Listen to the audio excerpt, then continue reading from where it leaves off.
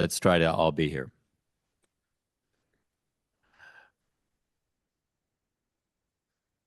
Okay. Our speaker today is Paul Roberts. Paul, welcome. We're glad to have you here. Paul's the president of Johnson C. Smith Seminary and has been in that position since 2010. Johnson C. Smith has been a longtime partner with Trinity. And in fact, Rebecca Lamont yesterday was excited to hear you were coming today and said to pass along her welcome to Trinity. So please help me welcome Paul Roberts.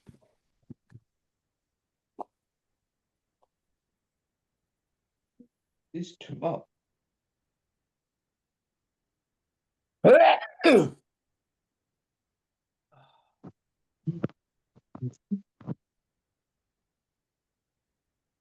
Put that in your pocket. Awesome.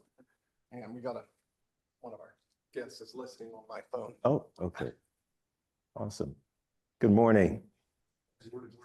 Good to see you all. Thank you for having me. Huge thanks to my trustee, Henry Quillian, for taking time to be here.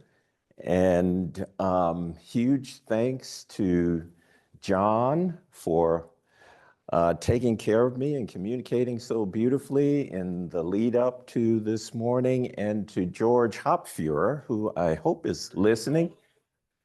George. Good morning, Paul. Yes, excellent. Thanks for making time wherever you are. Are you in the mountains or at the beach? I'm at the beach, yeah. Awesome. Enjoy. Really, really grateful.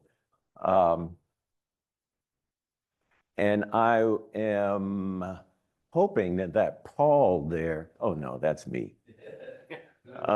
Because I'm close friends with Paul Marston, and he sent me a note and said he was not going to be here. Maybe he would tune in. So anyway, I feel very at home here. I've interacted with this community on and off through the years, through my entire 16 years or so at JCSTS, and I'm delighted to have your attention today. There's a lot happening at my institution I'm super proud about, and I'm just going to walk through a presentation that I gave to the Committee on Theological Education of the PCUSA a couple of weeks ago, and kind of bring you up to speed on this organization that has been a part of your ministry in a variety of ways through the years, even before I began to serve the institution. Johnson C. Smith Theological Seminary changed its name. We are now the Justice Center for Sacred Theological Studies. And so we have moved from Johnson C. Smith Theological Seminary, JCSTS, to the Justice Center for Sacred Theological Studies, JCSTS. So we didn't have to change our domain name or anything like that. Made life a lot easier. Our marketing guru and her team did a brilliant job in rebranding the institution. So we rebranded as a result of things that hurt our hearts. White Christian nationalism, national assaults on DEI, truth-telling, and academic freedom. Now, we are a historically Black organization. We originated in Charlotte, North Carolina in 1867 in the aftermath of the Civil War. We were, at our origin, the Freedmen's Institute of North Carolina. And the Freedmen's Institute was organized by the Catawba Presbytery, which cared very deeply about education, and particularly education for formerly enslaved African Americans. And so at our heart, at our core, at our origin, we are an institution that cares deeply about equity. We care deeply about liberation. We care very deeply about matters of justice and flourishing for all human beings. And so when we get an inkling that flourishing for all human beings is in jeopardy, our antenna go up. And that prompted this rebrand, which is an entire overhaul of our identity and mission and service. This is our new mission statement. We promote justice, healing, and service through faith-based experiential education. For most of our history, we've been a degree-granting organization. We began in, I don't remember the year, but we did the traditional Bachelor of Divinity degree. And the BDiv gave way, thanks to the rising professionalization of ministry. That degree gave way to the Master of Divinity degree. And so I have an MDiv. I got an MDiv from this institution that I care deeply about, have the privilege of serving. And that MDiv has served me well, but we don't do that anymore. And in part, we don't do that anymore because of the dramatic shifts in theological education that are happening right before our eyes. You may be aware of some of those shifts. They are on parallel track with demographic shifts in the church across the US. Numerical declines, particularly mainline denominational member declines, have had a dramatic impact on theological education and on seminary life. And we have found that the Master of Divinity degree has lost some of its cachet. So we decided not to do that anymore. There are roughly 270, maybe 275 theological seminaries in the United States and Canada. Most of them are under-enrolled. And so from a business standpoint, why would we want to compete in that arena when there's so much more that we can do?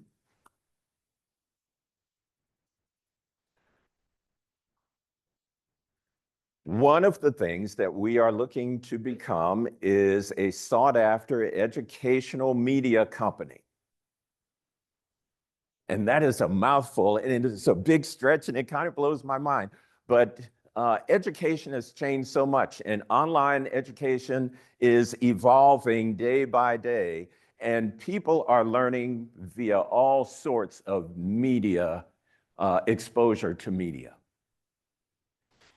And so we want to meld key aspects of our history, Black liberation theology, with our history, Reformed tradition with the Presbyterian Church USA. Our strategy is to create compelling online competency-based curricula and impactful in-person learning opportunities suited to a wide array of audiences. So even though we're historically Black, yes, sir. If you will, I have a trouble with using the term rebranding. Okay. Does that mean that you're refocusing? Yes. Is it the same thing as refocusing and redirecting? Yes. Okay. Yes. Very important question. We are refocusing.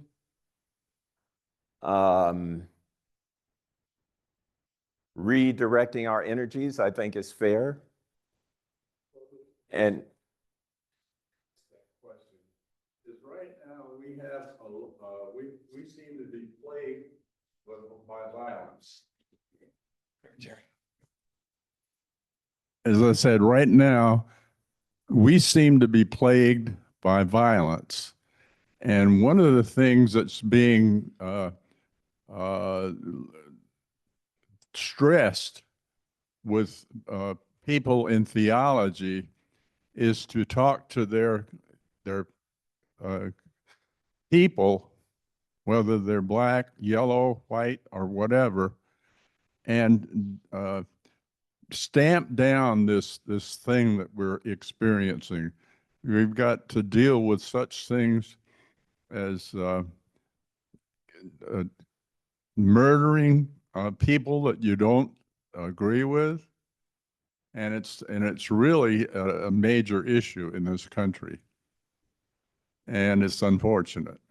And theologians are being asked to help in that effort to deny people who suggest that we fight back, so-called.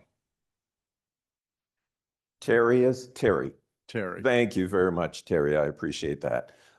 You are voicing concerns that I'm not prepared to speak to, but I deeply appreciate the fact, the connection that you are making between theology, the work of the faith community, and various aspects of wider society. I appreciate that connection. I can't, in the time that I have, I can't really go there with you in terms of violence, but in broad strokes, this re-identification, this rebrand, refocusing deals with, is our effort to deal with our little slice of theology such that we make a statement or hopefully make tangible change in bringing healing and understanding to American culture.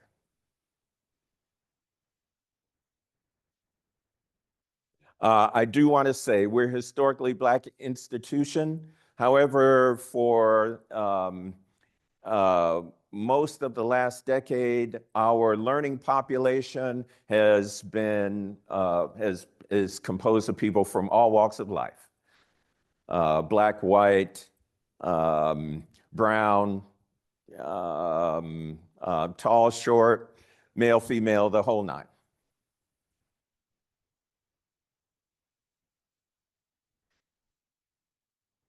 From a business standpoint, we see this rebrand as an opportunity. I mentioned decline in congregational-based Christian education. That's not the case here at Trinity, but all across our land, there is a decline in the employment of Christian educators on church staffs.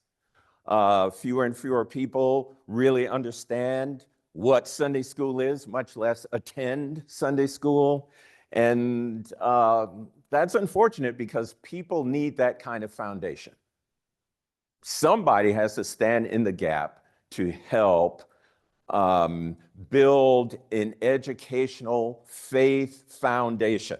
So that is a point of entry, potential point of entry for my organization. Prophetic preaching, prophetic storytelling across the airwaves is not what it once was. What we're hearing when we turn on the faith-based channels now is a lot of thin theology. And we can come back to that if you want. We are, you know this as well as I do, history and the way history is told is often skewed.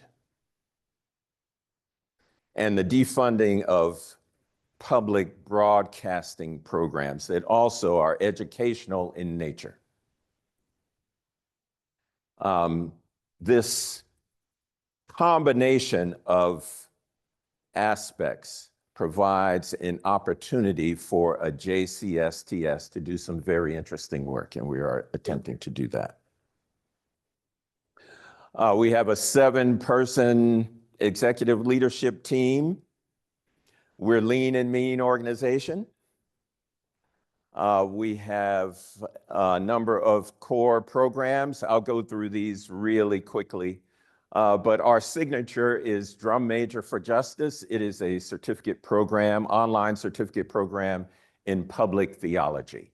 And that program is designed to help people navigate the public sphere from a faith standpoint.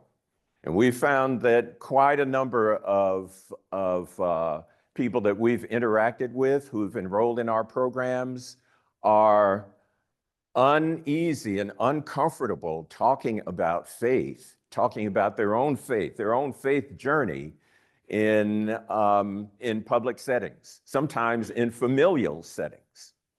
So the Drum Major for Justice was designed to help people navigate those waters. Exhale is a monthly conversation series, and we invite people to come join us online once a month to kind of sound off respectfully on matters that concern them in the public arena.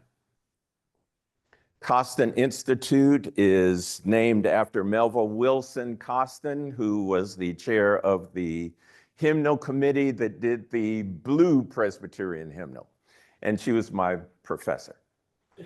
A brilliant woman, gone on to glory, who cared deeply about worship that was engaging,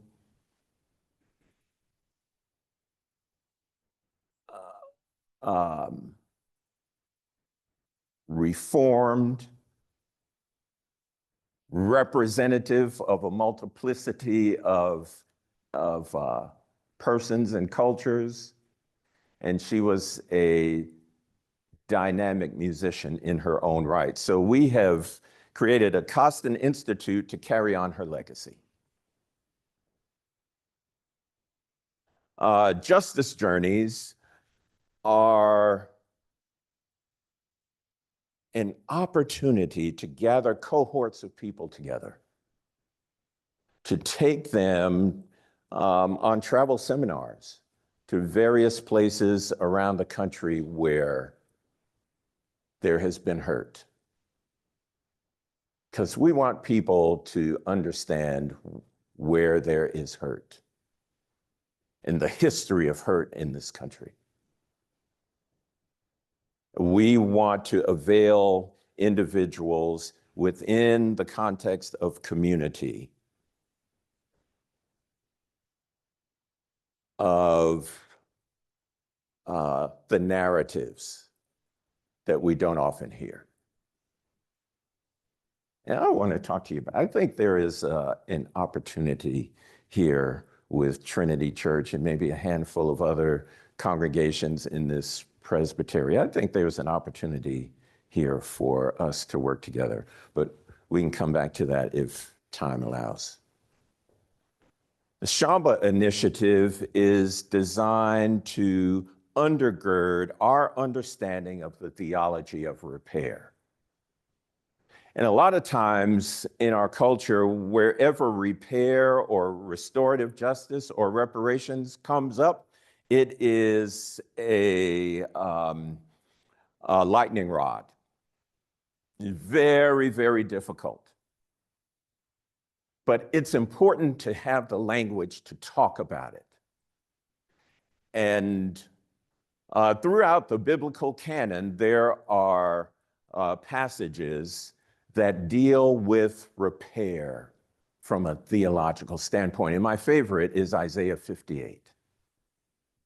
I won't take the time to read it to you unless you ask me, but the key verse is there. If you take care of my people, saith the Lord, then you shall be called the repairer of the breach the restorer of streets in which to live. And this kind of gets to your point, Terry, about violence.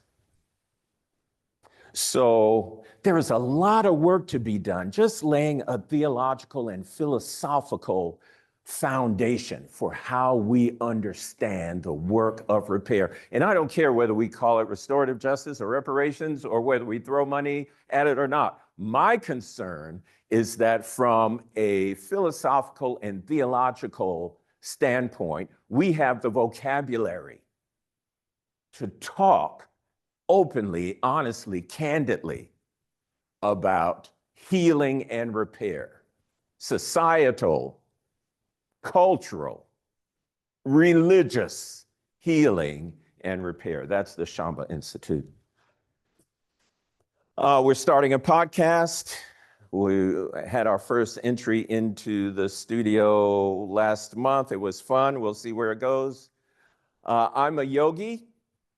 I do my yoga a few times a week, and we have people who are graduates of JCSTS who also are yogis. And in a brainstorming session, we thought, well, how would it be if we encourage worshipers to be less passive, more active in a worshipful context?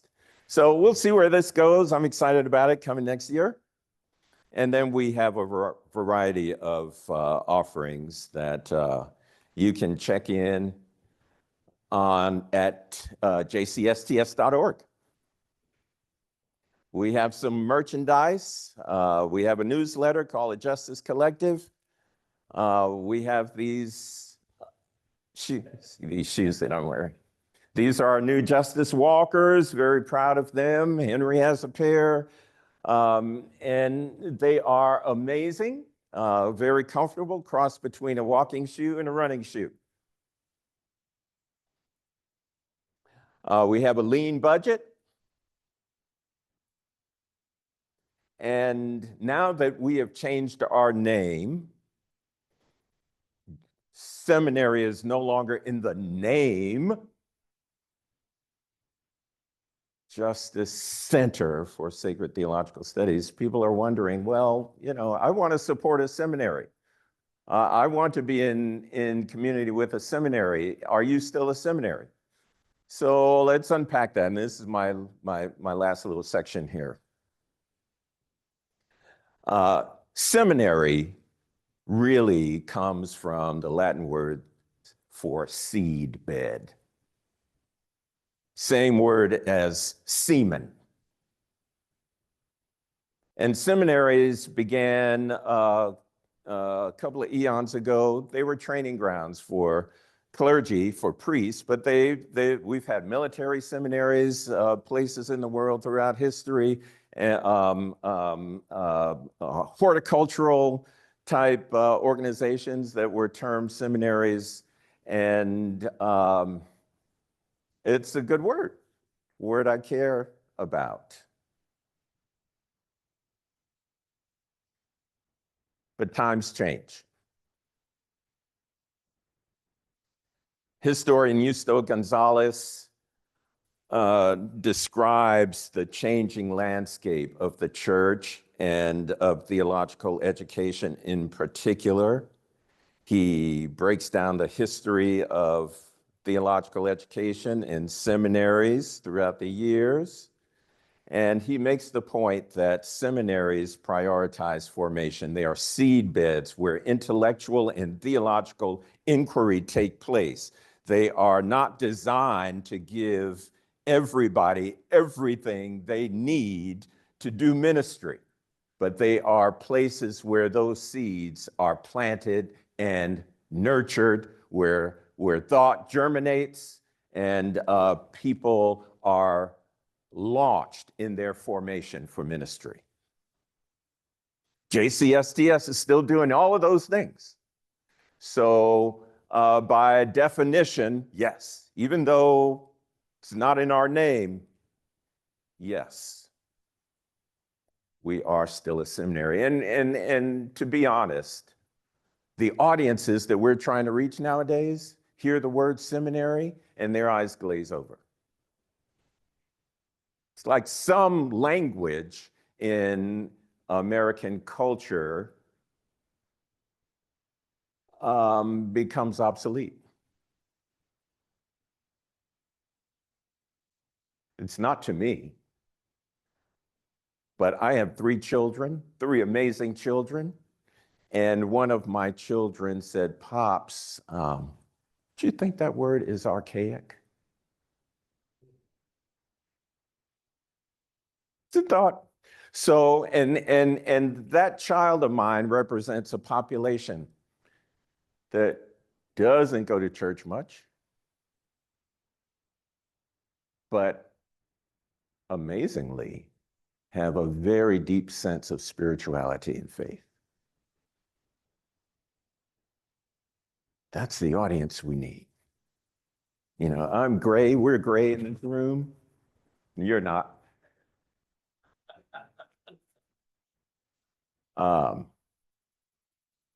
And no offense to any of us who are in this room.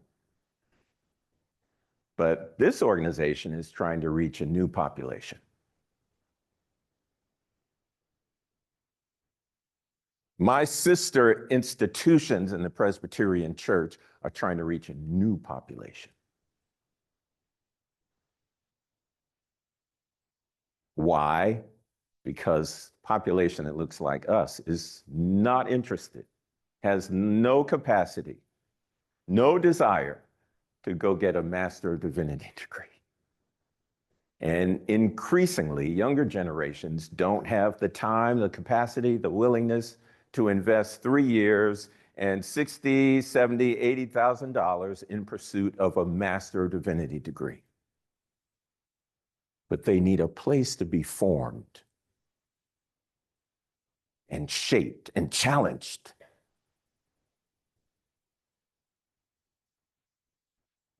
Enter JCSTS. So we're 167 years old, but as a non-degree granting institution, we have an 11-year track record. And as a center, we have a 4-month track record. And we are blazing trails to the best of our ability. Brings me great joy, fulfillment, satisfaction that you have taken time out of your day to allow me to talk about this institution that I love so much. I'll take your questions, comments.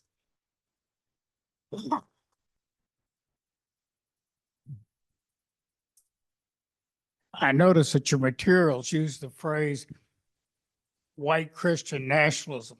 Last week, Candler put on a seminar that I attended that had 4 speakers. They called it Christian nationalism. Now, do you think Candler was just being gentle? Is there such a thing as black Christian nationalism that because you use white Christian, that's an unusual terminology, which I think is more accurate based on what I know, but what is your view? Is there such a thing as black Christian nationalism? Very interesting question. And there's a number of questions there.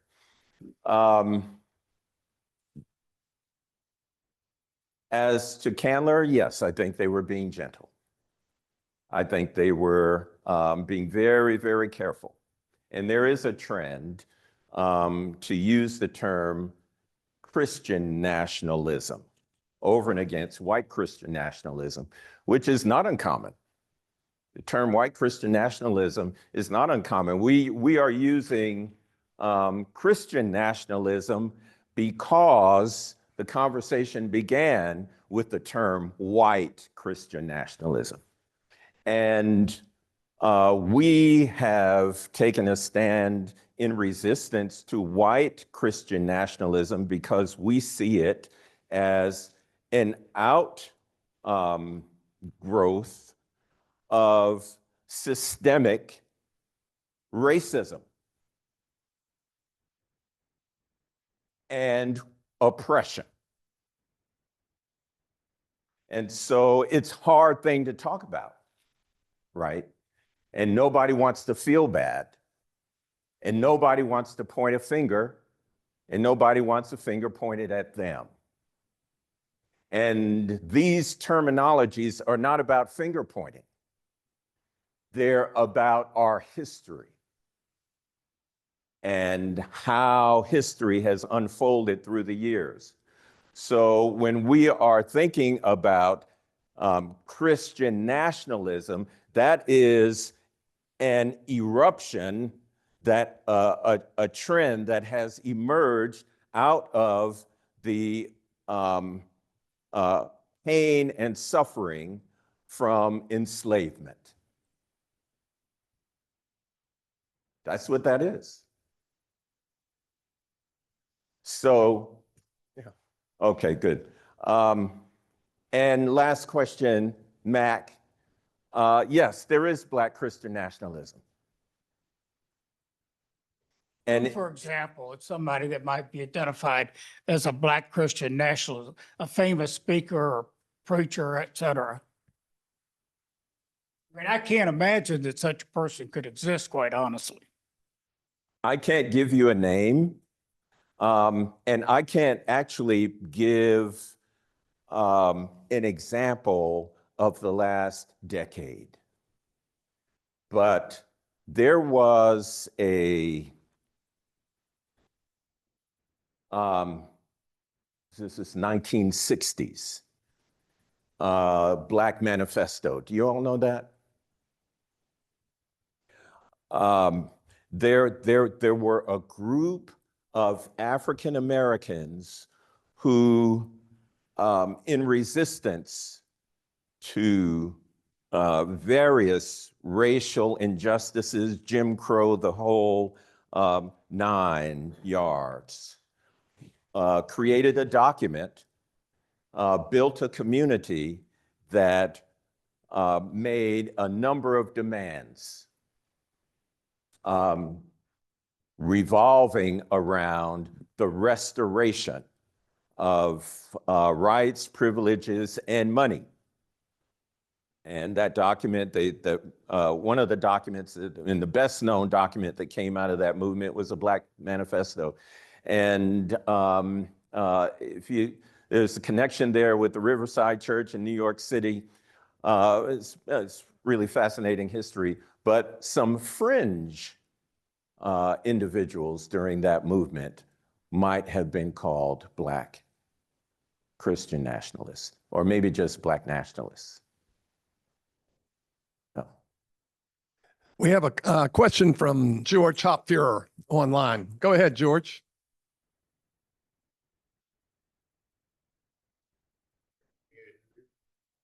You're muted, George.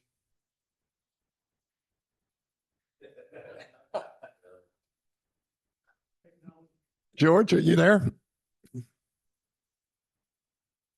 I am. Sorry for the delay. Paul, thank you again for being with us. And I agree that the rebranding and efforts that you are currently involved with are very exciting. As we all know, Trinity means 3 things. And I remember when you were the most popular guest preacher at Northwest Presbyterian over a 30-year period, that your great sermons typically had 3 points.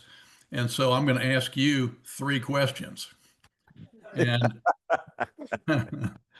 the first one is, if you would tell us about whatever the connection to the PCUSA is today. I'm thinking it's not quite as strong as it was when I was on the board 10 years ago. Number 2, what can you tell us about the rest of the old ITC, the different denominations involved there? And then number 3, what can you tell us about the financial strength of JCSTS today? I noticed on one of your slides that you had grants from the Ford Foundation and I think a couple of other foundations that go back maybe to 2022. So that's wonderful. But if you could, please address those. Thank you, George. Thank you. We are in great relationship with the Presbyterian Church USA. I still sit on the Committee on Theological Education. We met last week, 2 weeks ago, the Committee on Theological Education. I attended virtually. The meeting was held in Austin at Austin Seminary there. And I made this presentation to that committee. And George, they were so wonderfully supportive, just as they were when we left the Interdenominational Theological Center, the ITC, in 2014. That committee has been, the place where I've learned how to do my job as a seminary president. It's been the place where I have found unwavering support, and it continues to be the place where I feel the most ease talking about shifts in seminary life. So thank you for that question. We have a great relationship. We still receive a disbursement from the Presbyterian Church via COTI every year, as do the other 11 seminaries affiliated with the Presbyterian Church. The ITC, Interdenominational Theological Center, ITC, where we were housed for 45 years, is struggling. Enrollment has dropped precipitously. When we were there, enrollment at the ITC was probably around 400, maybe 450 students, and today it is less than 100. A recent good thing in the news is that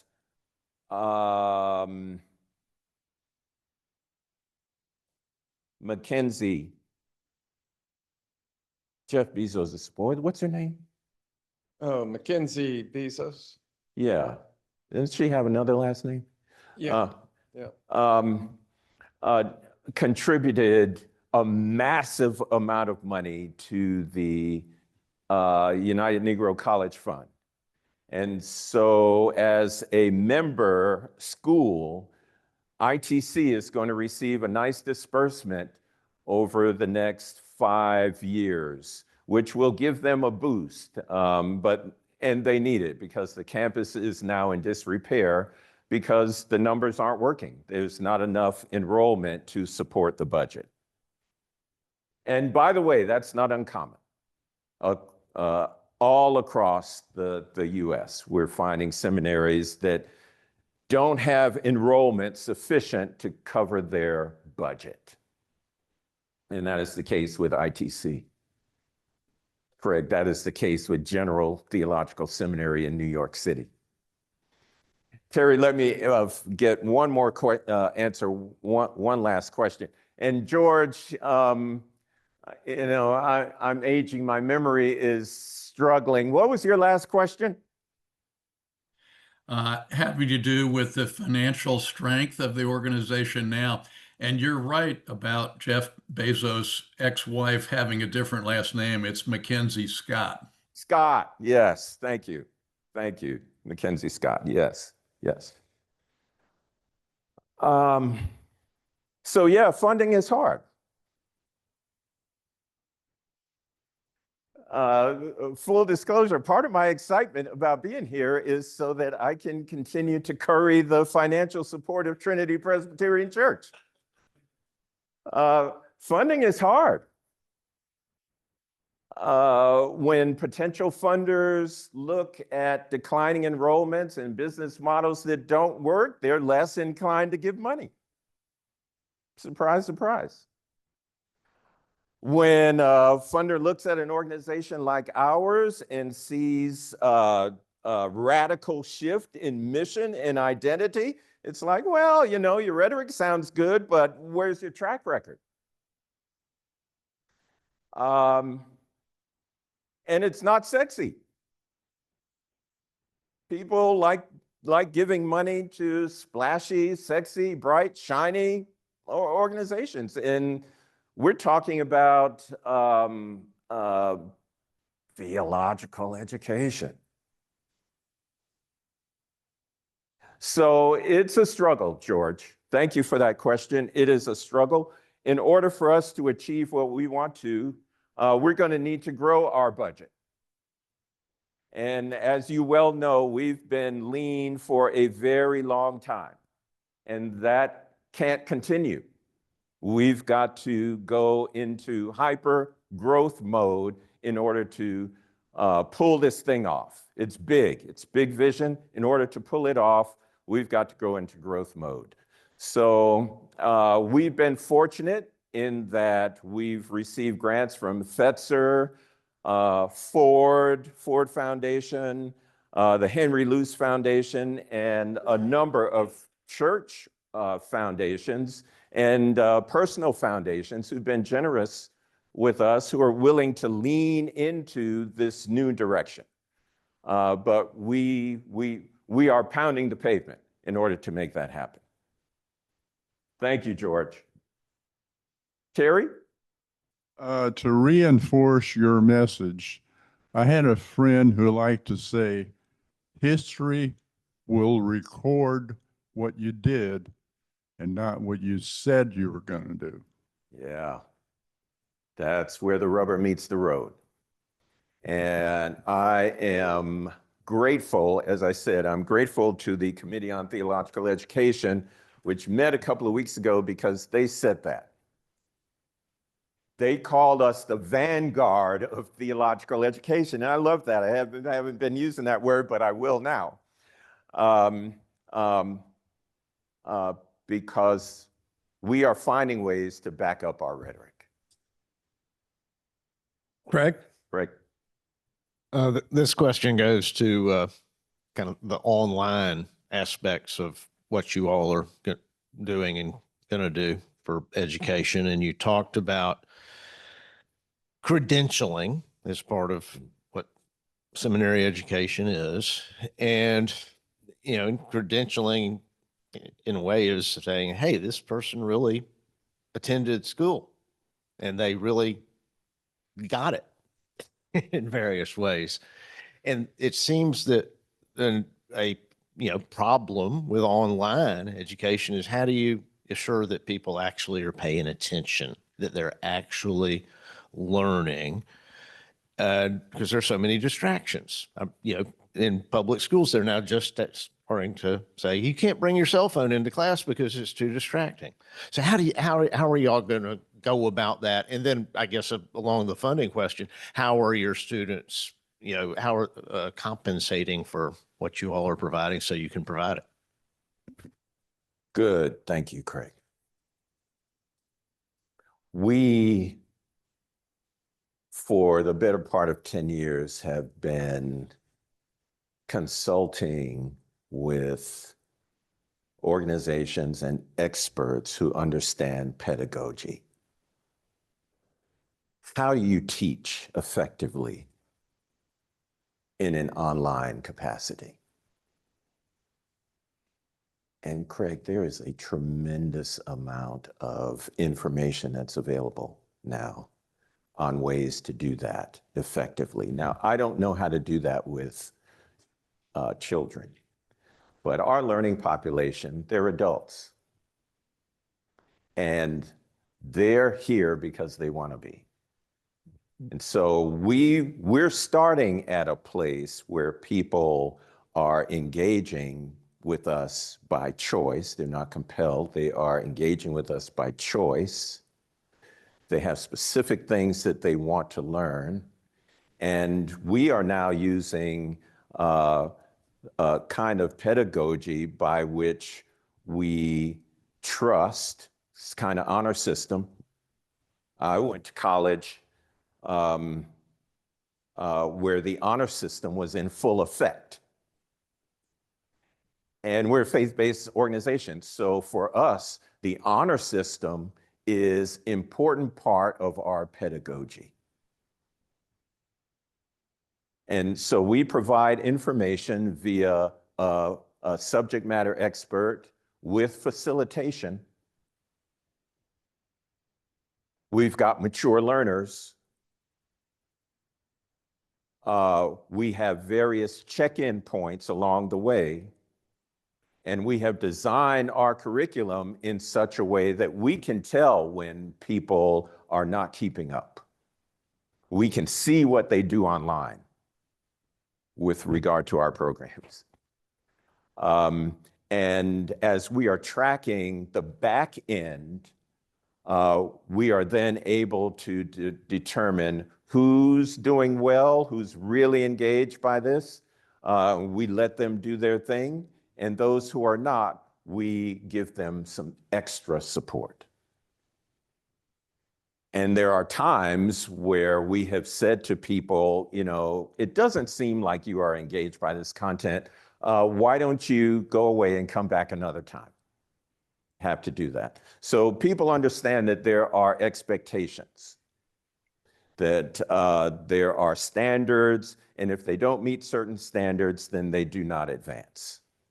And our programs are designed in such a way that while a particular course is maybe self-paced, you can't get to the next piece until you've completed and have been able to demonstrate that you are competent in that that particular skill. We do charge at various price points. Certificate at JCSTS, it costs anywhere from $600, $700 to $1,200. And then there are, for short courses and other engagements, there are much lower price points. But we do ask, we want people to have skin in the game.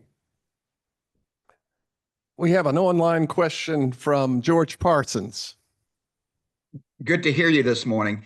With rebranding and refocusing on the mission, what other groups or institutions are focusing now on what y'all have rebranded and refocused for the coming future? And then I have a follow-up question. So is that a question about our collaborators, or is that a question about the general landscape? General landscape, as I understood your presentation, going from a seminary-based education, primary focused, to the other areas that you have outlined in your presentation today. Are there other organizations already in those areas and trying to serve those needs? Yes, yes. The most notable that comes to mind right now is Bangor Theological Seminary in Maine. Their enrollment diminished to the point that they were not able to make ends meet. And they became they became a center. BTS. No, I can't remember the exact name, but you could find it online. And they are specializing now in environmental justice. And there are a wide and growing number of seminaries that are doing competency-based education as we are. There's actually a competency-based theological education summit that happens every year.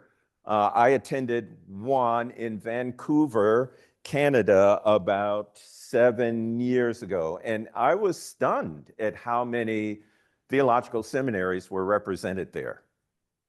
So my question goes to, if there are known organizations that are already trying to address this considerable issues that you've raised today and are known throughout the communities, and the issue of raising funds is such a prominent, focused issue. In my profession, the tenure of law school deans have shrunk considerably because of that funding requirement, that they be out constantly trying to get new sources of funding.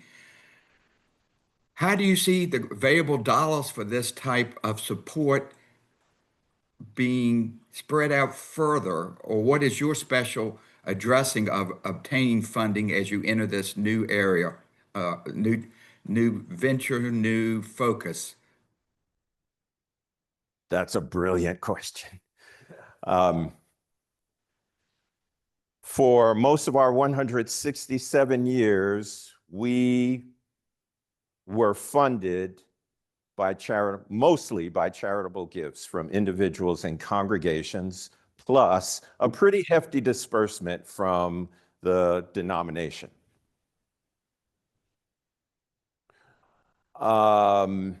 Those gifts from individuals came from members of the Great Generation and the Baby Boom generation. And those dollars are going away for obvious reasons. So it is heavy on our minds that we need a different business model. That the charitable contribution funding model, which had a tremendous amount of merit and sustained us through the years, is given way to something else. And so these programs that I went through just now are programs that we will be forging in 2026 in order to heighten our revenue, thus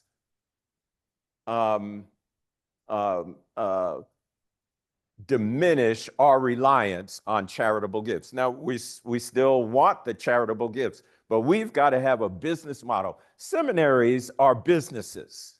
They're parachurch organizations. They're faith-based. A lot of times we don't want to mix a business language with faith language.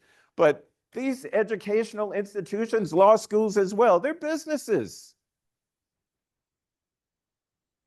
And our financial bottom line has not worked. It's only worked because we have loyal donors, and a lot of our institutions have substantial endowments. We have a $4 million endowment. Princeton Theological Seminary has like $1 billion endowment. Their enrollment is going down too. They've gone from 900 students at the height of their career to about 250. And they can withstand the decline in their numbers because they've got a ginormous endowment. But these are businesses. So I've been beating the drum with my team, and I've been saying as best I can, we need to be about revenue generation. So that's what this model is about. And so that's our attempt to cover this really dramatic shift that you've given. Did I answer your question? Yes, you did. Thank you so much. Thank you. Love that. Well, Paul, we're running up against our hard stop at 9 a.m., but we do appreciate your presentation and wish you the best of luck and continued success with JCSTS. Thank you, John. Thank you. Thank you all. I can go on and on and on and on, so thanks for keeping me on track. Great to be with you all this morning. And I'll say your last answer there was a perfect segue to what I understand next week's presentation will be about. We'll be glad to take it part of your commitment. Thank you very much. Thank you very much. Thank you. Really appreciate it. Speaks highly of you. Thank you. Great presentation. Thank you. Yes. Oh, let's see, George is still online. I am interested in your initiative, Clark, did you get all that? which I will colloquially